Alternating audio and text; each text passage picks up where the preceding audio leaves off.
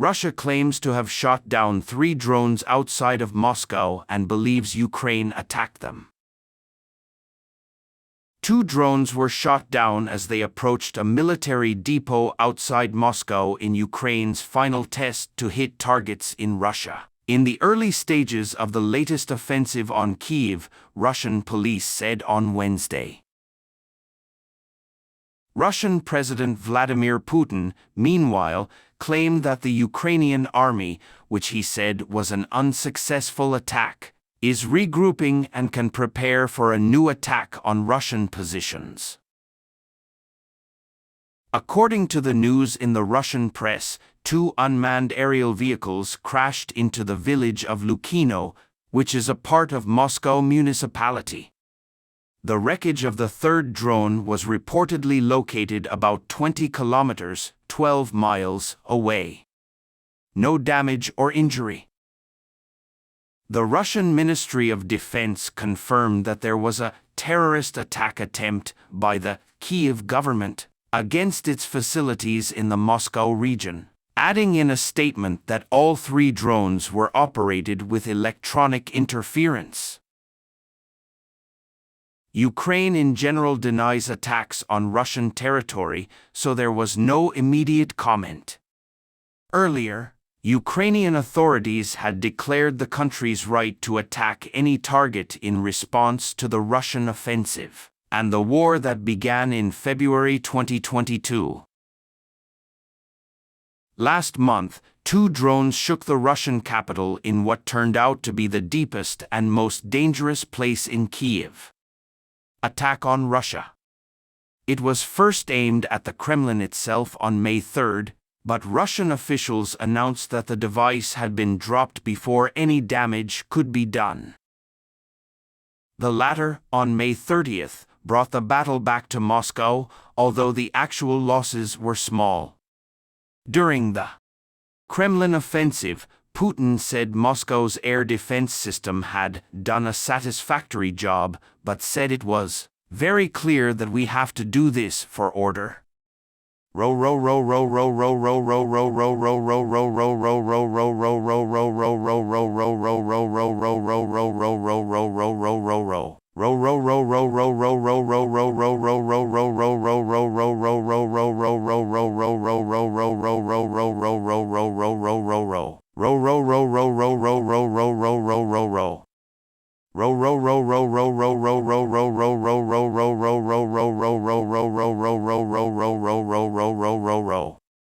It is reported that he entered Russia several times, in a row. Ukrainian drones have returned to the Russian capital since the UJ-22 crashed 100 kilometers, 60 miles, from Moscow in February. Kremlin spokesman Dmitry Peskov confirmed the drone strike on Wednesday, saying only the fighter jet is operating. Meanwhile, Russian President Sergei Aksyonov said on Wednesday that the train was short in Crimea. A few hours later, officials said services were restored.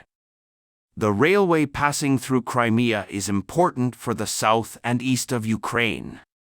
For the Russian army, equipment is very important. Of this world, Ukrainian President Volodymyr Zelensky said that Ukraine wants to take back the peninsula in the struggle that has started in recent weeks. According to the British Foreign Office, Russia has made significant efforts in recent weeks to build a well-prepared troop network on the way to Crimea, in response to Ukraine's military threats to use advanced weapons supplied by its Western friends. Defense. Line of defense. The ministry said in a tweet Wednesday that for the Kremlin, control of Crimea is the most important political issue. He added that Kyiv forces engaged in heavy engagements in the southern Ukrainian region to test Russia's defenses. Putin claimed that the conflict in Ukraine had calmed down recently, claiming that the forces in Kyiv were regrouping after suffering heavy losses. But he warned in an interview with Russian radio that their fighting abilities are not lost, they are skilled, and the enemy considers where and how to use them. As analysts warned, Putin said the war could last for years. Several pioneering hypersonic glide vehicles based on Russia's intercontinental ballistic missiles will be sent, and the new Sarmat intercontinental missile, codenamed Satan by NATO allies, will soon be ready for use. He said that the Russian military will add more drones to the military graduate school. Also Wednesday, EU countries approved a new package of sanctions against Russia due to the war, including measures to protect our country and our companies from circumventing existing sanctions. For example, they will ban the export of technological goods that can transfer these goods to Russia. In addition, Ukraine's allies have pledged billions of dollars in non-military aid to rebuild the war-torn country, fight corruption, and help stabilize the country's path to membership in the European Union. At a conference on Ukraine's recovery in London, experts and political leaders urged private companies to invest to support the war economy. The foreign minister said the UK could agree to give Ukraine a shortcut to NATO membership.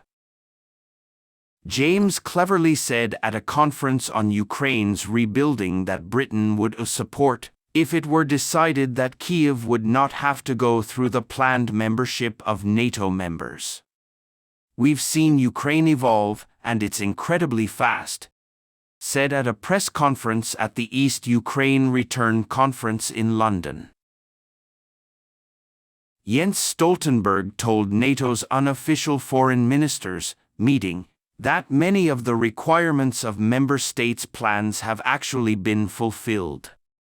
Recognizing that many of the requirements for the regulations, Sweden and Finland do not need it, and the Ukrainians have shown that they are planting messages to meet military reform. NATO requirements of its members from their actions in war. And I think all NATO allies know that.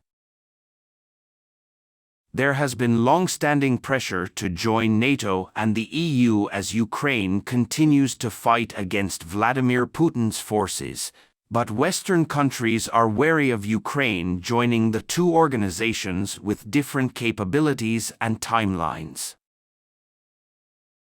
Ukrainian President Volodymyr Zelensky, via video link to the meeting, previously urged Western leaders to have the courage to acknowledge that Ukraine is already part of trade and defense cooperation. "We are only waiting for the courage of the leaders of the organization to recognize the political truth." Mr. Cleverly's comments precede an important NATO meeting which is expected to take place in Lithuania this summer. At the meeting, an agreement was reached on Ukraine's approach to membership. NATO acknowledged in 2008 that Ukraine would one day join the group, but no timetable has been set for the start of membership talks. With the war going on, Ukraine applied for accelerated accession to NATO on September 30th.